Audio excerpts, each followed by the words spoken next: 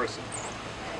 During the subsequent search, we located a 21-year-old who did not belong in the school, never been a student in the school, and he was found in a classroom. The search was conducted, and a pellet gun was located as well as a knife. At no time were any overt threats made to any students, to any teachers.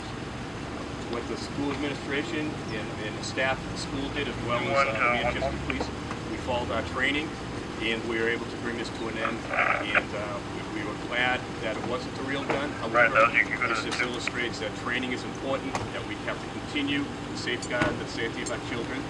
And I just want to show the public that that's what we did. At this time, I'd like to hand the mic over to Dr. Debra Livingston. She's the superintendent of schools in Manchester. Good morning, everyone. This morning, during the search for the wanted individual who came into West High School, every procedure was followed like clockwork. I would like to commend Principal Motika, the teachers, and the other administrators in the building, as well as the students. Also thank our parents who remained calm and assisted us as most students have been dismissed at this time if they so choose. I'd also like to thank the Manchester Police Department, the Sheriff's Department, for their wonderful response in keeping all of our students safe, and to thank students who were able to come forward and let us know that there was a possible person in the building, and allowed us to act very quickly, and we're very pleased that every child is safe, and we couldn't be more pleased with everyone's response. So thank you very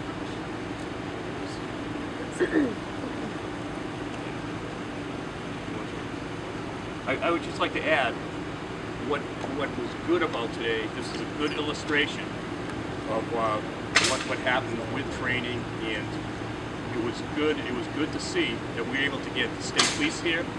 Multiple state police units were here, cars, sheriff's department. So we were able to shut down the area to ensure the safety of the public very quickly. So if anything, although no real threat was involved here, it was good to see that all the training, as I said before, interaction between the school administration, Manchester Police, the state police, and the Hillsborough County Sheriff's Department. It was good to see that.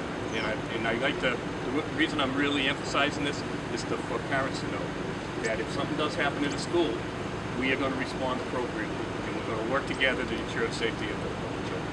Chief, you said he was found in a classroom. Was it an occupied classroom? It was an occupied classroom. Do you know what he was doing in the building? That's still under investigation.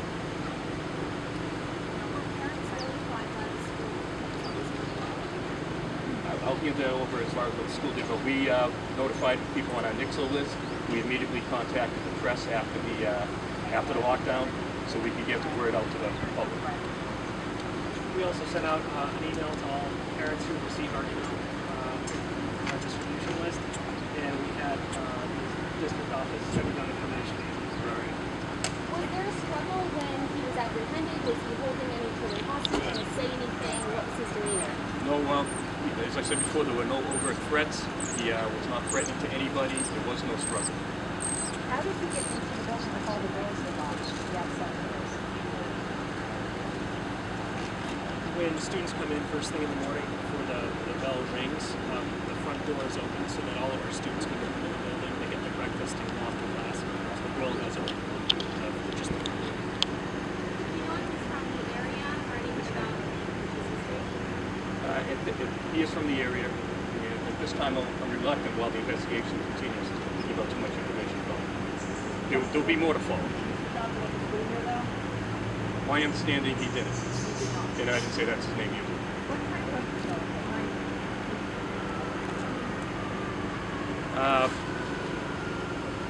I'm not exactly sure about what type of knife it was. But again, no weapons of any type are not allowed in the school. You know he was charged with criminal trespass. What other charges do you anticipate? That is what we're looking into. Was there anything else in the duffel bags? I I understand there was 2 duffel bags. What else was inside? Just the gun and the knife? That was the only contraband that we had. You didn't resist at all, you guys put her down. No resistance. Yeah. Did he say anything to you, threaten to you, have the emotion? Different from you, any of us. At this time, I'm not going to comment. Do you know if he was related to any of these, the younger students? What we're doing right now is part of the investigation is what was his intent of going into the school, why was he here, and why did he go into that particular classroom. Was there a history of mental illness or anything you can tell us? There's nothing I can tell you about the person. It's part of the investigation. Can you tell me about the response time? How long did it take from the notification to the actual apprehension? It went from the time approximately 8 a.m. and the lockdown was ended 9:40. So. So like an 11th grade history class, like a science class, health class, biology? It's a small classroom, and it's an alternative program, so there were very few other people in the room. It's a very small classroom. I didn't hear you, I'm sorry. How many people were in the class? I don't know at this time. There was a teacher there, and the teacher took appropriate action. She was alert, and she was very helpful.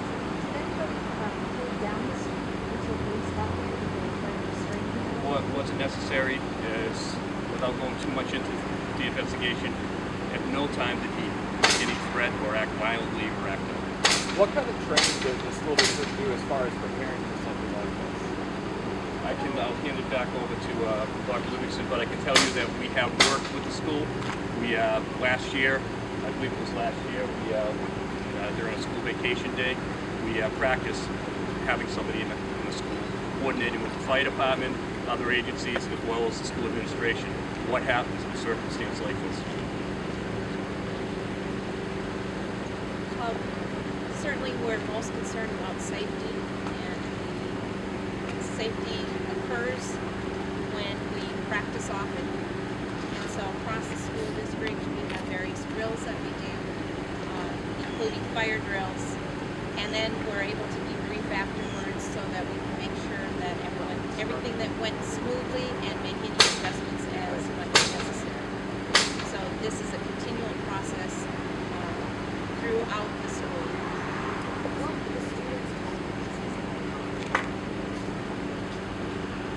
When we practice a lockdown drill, the same thing happened today. The principal will get on and announce that it's a lockdown. That's as much as I said. I'm sorry if I missed it earlier, but did you see that students were the ones who administrators? Yes, the school resource officer was alerted and started the process. Students were advised. Yes. Is the student notified for the recess? So was that person in the classroom being assessed? I'm not going to comment. Has something like this happened at this high school before? Not that I'm not aware of. Can you give me the charges he might be facing? Potential charges he could be facing. At this time, I don't think it's prudent for me to talk about that. The investigation is still going on. There are some other possible charges. Right now, it is criminal trespass for not being authorized to be within the building. Is he familiar with you guys? Is he a frequent flyer? Is he familiar with you guys? Again, I am not going to comment on that, but later on, we're hoping to release more information. I think it's important that people know what happened here in the whole story, but the investigation now has just been initiated, and there's going to be a little bit of time. Do you guys think you could have another press conference for us later on this afternoon? What else? I don't know if a press conference is what amount of information we're going to be giving you. I'm not so sure a press conference would be warranted, but what we will do is send out a press release. And our press officer, Sergeant O'Keefe, is there, so if we don't already have your information, please give it to him and we'll make sure that you get the press sent. What was found on his body or in the duffel bag? In the duffel bag. Did he have it with him? Or in the car? It was in the classroom. At this time, again, it's all part of the investigation. Can pellets, I'm not a police officer, I've only fired a gun a few times. Can pellets do damage? Can pellets hurt someone? It's certainly a dangerous weapon if used inappropriately, yes. Do you believe that was his intent? If there is nothing in our investigation at this time to indicate he had any intent to do anything with what he had. But we still, as I say, the investigation is ongoing. We want to know what his motivation was, number one, coming to school, and number two, why did he have his items? So the student saw him with the weapon, and you discovered the weapon in the duffel bag. He must have stowed it in between at some point. Do you think that was an effort to hide it, or? We get a little too deep into, as I said before, there could be some more possible charges, so that's why I don't want to comment too much on any investigation. Any other questions?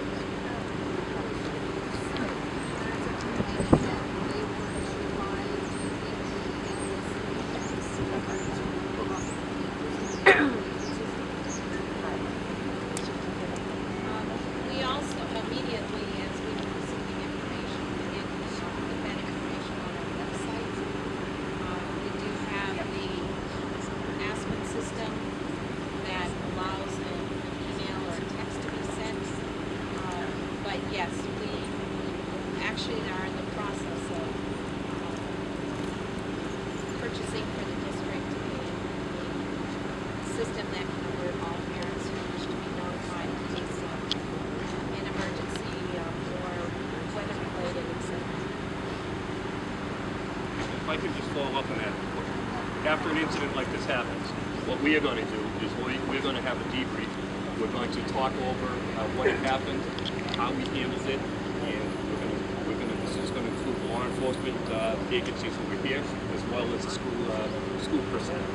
So we're going to see what we've done better, what did we do wrong, if anything, and we're going to evaluate. It's going to make us better at responding. I'd like to say, though, that from all indications that we have seen, the school administration worked very well, and they followed their training, and they were very helpful in bringing us to a decision. The student that first reported this said that they saw a gun. The gun was not concealed in their duffel bag at that time, or do you know how that student saw the gun and what the knife was in the duffel bag? Where was the gun? That is something we're involved with witnesses. I really don't. Okay. Hey, 2 quick questions, sir. Did he have a lot of pellets on him? Yes, no? I don't know. Okay, and second one, FBI came out this morning saying mass shootings are up. You know, you hear something like this, your heart starts pounding and you think just something horrible. Obviously, you're glad this has turned out to be very positive. Can you just tell me your thoughts, especially in light of what's happened within our country in the last couple of years? Well, you can see from the response, you saw how many police officers were out here. You look at what happened in Newtown, you looked at happening at the recent mall shooting. This is what law enforcement, it seems to be a trend, and this is what we train for. We have to keep our training up to date with what's going on in society. And that's what I'm saying. It's so important that we train and we're able to work together, different agencies in schools, to be able to do what we did today. And obviously, you're glad your officers reacted and this ended peacefully. Well, I'm very thankful at the beginning of this, and at the end, I'm just very thankful to those students who were injured, first of all, and then staff and Am I understanding that police robots that are used in bomb situations were called to the scene? Did you end up using the robot? No. And what was the reasoning for bringing them out here? No, it's because we don't know what we have. So we bring all the equipment that's at our disposal, and it's there if we need it. Chief, what role did the school resource officer play in finding the kid who shouldn't have been there or anything else? What happened is the school resource officer was initially alerted that there was somebody in the school that didn't belong there and had what looked like a handgun. Did he go looking for the suspect or just notify you folks and wait? What he did is he immediately notified the school administration, and what happened is they initiated the lockdown, and then we were called in. And what's good about it, at any given time in the Manchester Police Department, we have members of SWAT team working all divisions. So they were activated. They came over right away. State police had a very large contingent come here, and as well as the sheriff's department. This is something I don't have those numbers now, but that's going to be something about the debriefing. We're going to be looking at everything. How was this handled? Where did we respond to? How many? You were saying how many units from each agency? More questions, folks? 1 or 2 more questions? Any more questions? Just one more, Chief. I just want to understand, did the school resource officer go to the place where he was told the student, the former student was seen, or did he wait for you to arrive in force before initiating a search? All I can tell you is that where that person was last seen, he wasn't there, and he initiated. Thank you very much.